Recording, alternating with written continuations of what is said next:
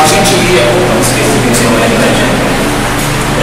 A gente ia começar agora a fazer um bate-papozinho sobre lavanderia, que é bem pouquinho, bem curto, essa é a continuidade da saga, inclusive.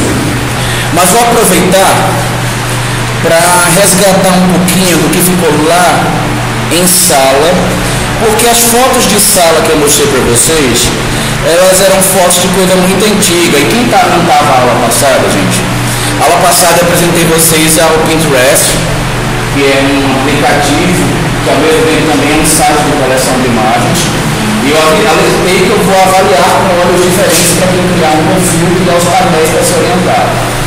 Tá? Aí vocês podem criar. Eu tenho um perfil onde vocês podem pegar meus pins e se apropriar deles. Isso é um aplicativo de se apropriar de imagens para fazer pesquisas, referências. Eu acho uma ferramenta muito boa de trabalho para qual é o nome desse aplicativo? Pinterest. Tem para celular. Aí você vai pegando e começa a... Ou você pesquisa no Google, aí segura o dedo na imagem e manda pinar ela, ou no caso do celular tem compartilhar e escolher o Pinterest. No caso do site, você vai navegando ou aqui ou do Google, que aqui também já tem imagens selecionadas de outros colecionadores. E aí você vai guardando para você. Você cria seus painéis e vai guardando dentro dos seus painéis. Quando você manda salvar, ele pergunta quer botar em qual painel, aí você escolhe o painel e ele guarda. Caramba, isso daí. É muito bom. E tem uma coleção vasta de coisas que eu considero de qualidade dentro dos meus painéis. Então, navegar no meu Pinterest, você faz uma busca lá em cima, procura Raul Chagas, e você me segue, você vai ver vários painéis meus. Tá? Bom, vai facilitar. Mas por que eu estou falando disso? Porque hoje eu ia mostrar para vocês algumas imagens de sala para complementar o que a gente vinha discutindo já na aula anterior. Então, por exemplo, coisas que são comuns, incomuns, que se espera, que não se espera. Aqui, por exemplo, essa imagem. Ó, essa daqui a gente tem alguns probleminhas. Por exemplo, tem um móvel de costas, mas já não é tão sério porque as costas dele não são costas tão pesadas nem tão longas, é uma costa mais curva. A gente tem TV numa área que é dada à socialização.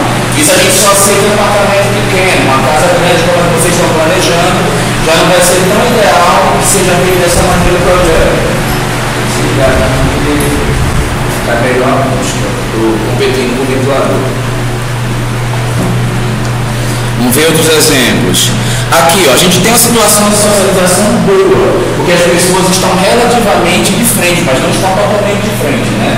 Elas estão um pouco de lado. Na situação ideal, você coloca pelo menos mais alguém do outro lado para que se fique alguém no final para socializar. Ou outra sequência de sofá como essa. A gente viu também que a copresença é importante na sala, né? Então, estabelecer uma convexidade é interessante. Essa disposição aqui, ela está com pouca convexidade, concorda? Porque a sensação de fechamento causada pelos móveis não está ideal. Sem falar que você está de frente uma pessoa com a outra. Então, isso reduz a convexidade. A gente vai optar por isso. Optar por evitar esse tipo de situação quando a gente quer convexidade. A gente citou isso aqui na aula passada, né? Ó, a questão de você não dar as costas para as pessoas, mas quando é inevitável, você pode pôr um outro móvel nas costas dele para que a frente dele fique para as pessoas. Esse é o típico sofá table que foi citado na aula passada. É porque eu estava só com salas de 1900 antigamente, né? Por isso que eu peguei. Aqui já tem uma solução mais transada. Só que ela já tem uma relativa convexidade, tem a tal da frontalidade, né? Não está perfeito. Talvez a gente possa falar nessa região aqui que é dar uma convexidade maior.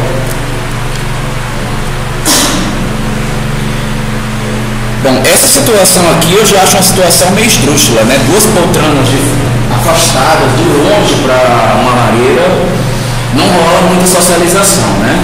Então essa situação aí talvez não esteja funcionalmente a mais interessante de todas. Deixa eu ver o que mais que a gente tem aqui. Sala de jantar. É comum que numa residência como a que vocês estão planejando exista essa sequência aqui. Se lembra que as salas de jantar elas não têm mais obrigação de ser simétricas, né? A gente viu isso na aula que eu falei de sala, os materiais também não. Então a gente pode fazer uma coisa mais despojada, desde que a gente favoreça a socialização, e sempre aquela ideia que eu falei para vocês. Normalmente as boas salas, elas têm uma circulação lateral, combinada com uma periférica, combinada com uma central, que é o que a gente tem aqui nessa imagem.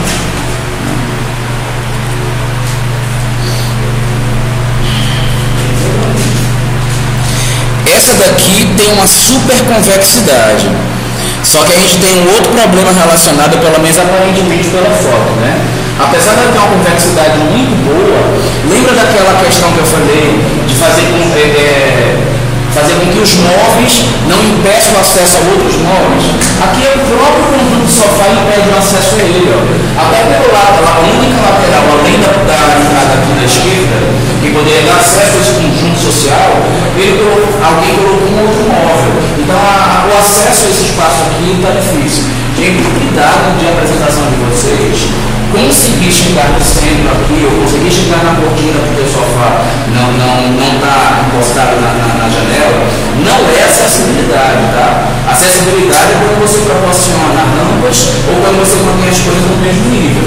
Na prova, muita gente respondeu isso erroneamente, falando que ia colocar mais portas para favorecer a acessibilidade. Não. Colocar mais portas favorece a construtividade.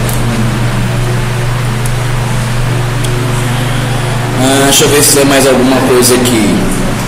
Em salas grandes a gente costuma abusar de mesa de centro, né? Vocês vão ter dificuldade em preencher o espaço.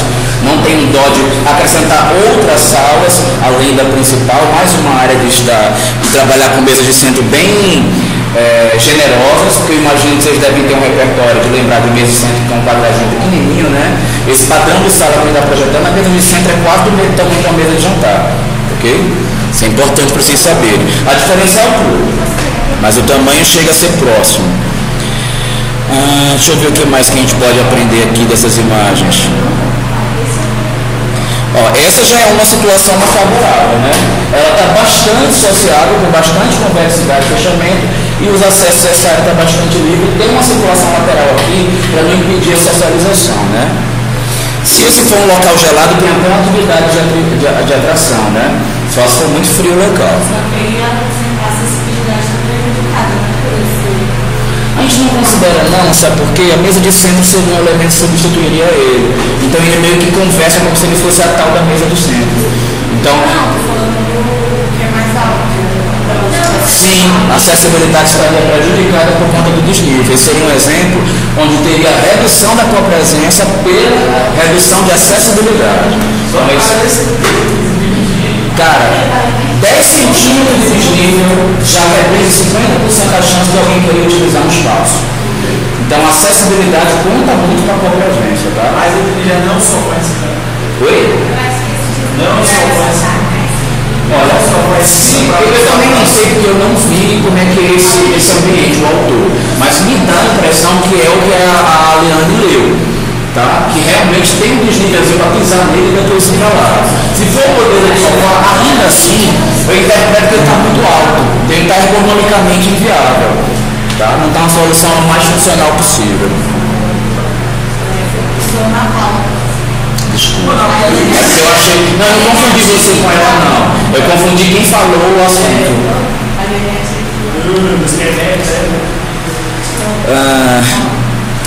Deixa eu ver o que mais que a gente pode falar.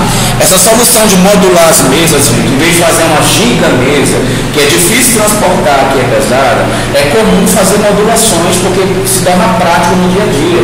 E depois a família reduz, muda de lugar. Então é interessante ter essas coisas. E outra coisa também, que é comum, apesar de eu não estar conseguindo ver uma foto aqui, entre essas modulações tem um aparador central para colocar o prato principal. Aqui, por exemplo, nessa mesa, se ela fosse 2 módulos, poderia lá ter aqui no meio, entre uma e a outra, um aparadorzinho para colocar o prato principal dividido nas duas.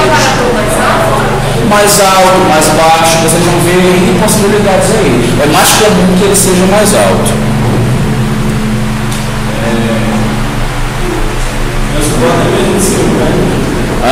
Então, tem uma coisa que vira mesmo de cima. Daí, tu tá lembrando como é que é? Nós temos lá nos slides lá, exposição mais, Ó, esse é um outro exemplo de uma sala bem resolvida. Existe a predominância de frontalidade, tem circulação, tem acesso por mais de uma direção.